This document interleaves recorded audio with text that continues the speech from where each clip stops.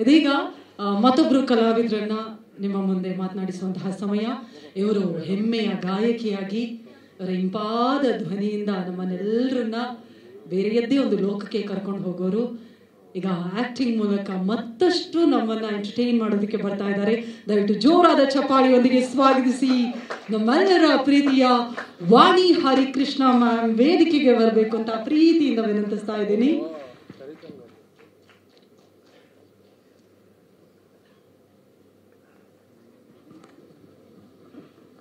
ಪ್ರೀತಿಯ ಸ್ವಾಗತ ಮ್ಯಾಮ್.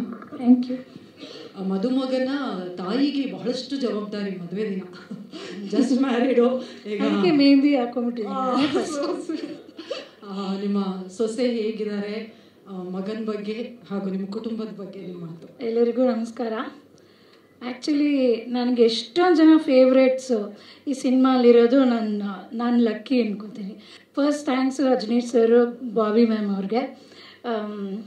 ನನ್ನಲ್ಲಿ ನನಗೇನು ಕಾನ್ಫಿಡೆನ್ಸ್ ಇದೆಯೋ ನನಗಿನ್ನ ಬಾಬಿ ಮ್ಯಾಮ್ ಅವ್ರಿಗೆ ನನಗೆ ಆ್ಯಕ್ಟಿಂಗ್ ಬರಲ್ಲ ಅಂದ್ರೂ ಅವರೇ ಹೇಳ್ಕೊಟ್ಟು ಮುಂಚೆನೇ ಕರೆದು ಅಂದರೆ ಅವರಷ್ಟು ಕಾನ್ಫಿಡೆನ್ಸ್ ತುಂಬಿಸಿದ್ರು. ಆಮೇಲೆ ಹೇಳಿದ್ರು ಸಿಂಪಲ್ ನಿಮ್ಮ ಕ್ಯಾರೆಕ್ಟರ್ ಹೆಂಗಿದೆಯೋ ಅದೇ ಥರ ಅಂತ. ಆಮೇಲೆ ನನಗೆ ಅಂಕಿತಾ ಮತ್ತು ಶೈನ್ ಅವರು ತುಂಬ ಮುಂಚೆಯಿಂದ ನನಗೆ ತುಂಬ ಇಷ್ಟ, ಟಿ ವಿಯಿಂದನೇ. ಮತ್ತು ಸ್ಕೂಲ್ ಡೇಸಿಂದ ಮಾಳ್ವಿಕಾ ಮ್ಯಾಮ್ ನೋಡಿರೋದು ತುಂಬಾ. ಶ್ರುತಿ ಮ್ಯಾಮ್ ಅಂದರೆ ನಾನು ಚಿಕ್ಕವಳಿಂದ ಅವರಿಬ್ಬರು ತುಂಬ ಇಷ್ಟ ನನಗೆ. ಅದೊಂದು ಖುಷಿ. ಮತ್ತು ಸೀನಿಯರ್ ಆ್ಯಕ್ಟರ್ಸ್ ದೇವರಾಜ್ ಸರ್ ಇರುವಾಗ ನಾನು ಮಾತಾಡ್ತಾ ಇರಲಿಲ್ಲ, ಭಯ ನನಗೆ. ಬಟ್ ತುಂಬ ಖುಷಿ ಆಯಿತು. ಫಸ್ಟ್ ಟೈಮ್ ಆ್ಯಕ್ಚುಲಿ ನನಗೆ ಇಂಟ್ರೆಸ್ಟ್ ಇತ್ತು ಆ್ಯಕ್ಟಿಂಗ್. ಅಂದರೆ ನಂಗೆ ಗೊತ್ತಿರೋರ ಹತ್ರ ಕೇಳ್ತಾ ಇದ್ದೆ, ನಂಗೆ ಸುಮ್ಮನೆ ಒಂದು ನಿಮಿಷ ಬಂದು ಹೋಗೋ ಥರ, ಬಟ್ ಒಳ್ಳೆಯವಳ ಥರ ರೋಲ್ ಬೇಕು, ನಮ್ಗೆ ಕೆಟ್ಟವಳ ಥರ ಎಲ್ಲ ಮಾಡಲ್ಲ. ನಮ್ಮ ಎ ಪಿ ಅರ್ಜುನ್ ತುಂಬ ಚೆನ್ನಾಗಿ ಗೊತ್ತು. ಇಲ್ಲ ರಾಟೇಲ್ ಒಂದು ವಿಲನ್ ಇದೇ ಥರ, ಇಲ್ಲ ನಾನು ಕೆಟ್ಟವಳ ಥರ ಎಲ್ಲ ಮಾಡೋದು ಆ್ಯಕ್ಟಿಂಗ್ ಅಂದಿದ್ದೆ. ಬಟ್ ಏನೋ ಆ ಥರ ಚಿಕ್ಕ ಆಸೆ ಇದ್ದಿದ್ದು ಇದು ಲೈಫಲ್ಲಿ ಒಂಥರ ತುಂಬ ಖುಷಿ ಅನಿಸ್ತು. ಯಾವಾಗೂ ಜೀವನದಲ್ಲಿ ಏನೋ ಒಂದೊಂದು ಹೊಸ ಕಲಿತಾ ಇರಬೇಕು, ಸಾಧನೆ ಮಾಡ್ತಾನೆ ಇರಬೇಕು. ಅದಕ್ಕೆ ಎಷ್ಟು ಥ್ಯಾಂಕ್ಸ್ ಹೇಳಿದ್ರು ಸಾಲದು. ಮತ್ತು ನನಗೆ ಸೀನಿಯರ್ ನಾನು ಹೇಳಿದೆ ಅವಾಗೆ, ಶ್ರುತಿ ಮ್ಯಾಮ್ ಅವರು ಒಂದಿನ ಅವ್ರದ್ದು ಸಾಂಗ್ ಶೂಟಲ್ಲಿದ್ದೆ ನಾನು. ತುಂಬ ಖುಷಿ ಆಗುತ್ತೆ ಆ ಥರ.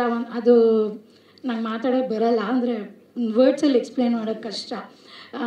ಅಂದರೆ ಸಿಂಗಿಂಗೇ ಬೇರೆ, ಆ್ಯಕ್ಟಿಂಗೇ ಬೇರೆ, ಎರಡರಲ್ಲೂ ಬೇರೆ ಬೇರೆ ಥರ ಖುಷಿ ಇರುತ್ತೆ.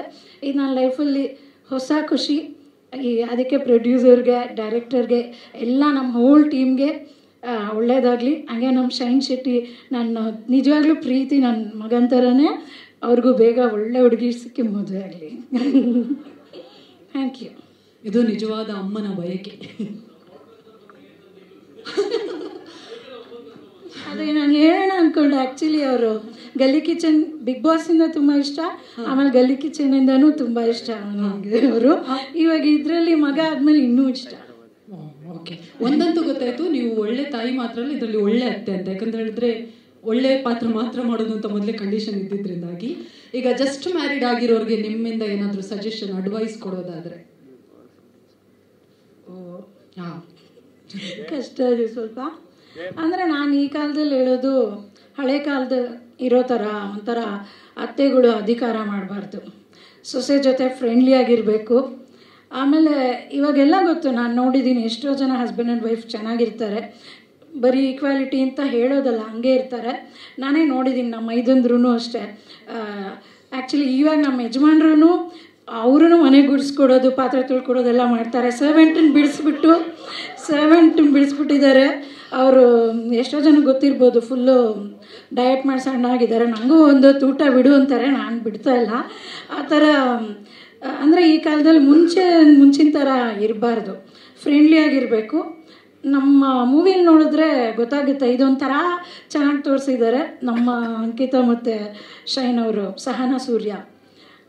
ನಾನು ಹೆಂಗೆ ಕ್ಯಾರೆಕ್ಟ್ರು ಅದೇ ಥರ. ನಿಜವಾಗ್ಲೂ ನನ್ನ ಮಗನ ಜೊತೆ ನಾನು ಈಗ ನಾವೆಲ್ಲಾದರೂ ಕಾರಲ್ಲಿ ಹೋಗ್ತಾ ಇರುವಾಗ, ಹುಡುಗಿ ಚೆನ್ನಾಗಿದ್ದಾಳೆ ನೋಡು ಅಂತ ನಾನು ಹೇಳ್ತೀನಿ, ಅವನು ಅಮ್ಮ ಹುಡುಗಿ ಚೆನ್ನಾಗಿದ್ದಾಳೆ ನೋಡಿ. ಸೊ ನಮ್ಮ ಮಗ ಮದುವೆ ಆದ್ರೂ ಸೊಸೆ ಹತ್ರ ಫ್ರೆಂಡ್ಲಿಯಾಗೇ ಇರ್ತೀನಿ. ಎಲ್ಲರೂ ಹಾಗೆ ಇರಿ ಅಂತಲೇ ನಾನು ಹೇಳ್ತೀನಿ. Thank you ma'am, thank you so much. And Harikrishna sir ಯಾಕೆ ಸಣ್ಣ ಆದ್ರು ಅಂತ ನಮ್ಮೆಲ್ಲರಿಗೂ ಗುಟ್ಟು ಬಿಟ್ಟು ಕೊಟ್ಟಿದ್ದಕ್ಕಾಗಿ ಥ್ಯಾಂಕ್ ಯು. ಇದಲ್ಲ ಮನೆ ಕೆಲಸ, ಡಯಟು ವಾಕಿಂಗು ಮಾಡ್ತಾರೆ.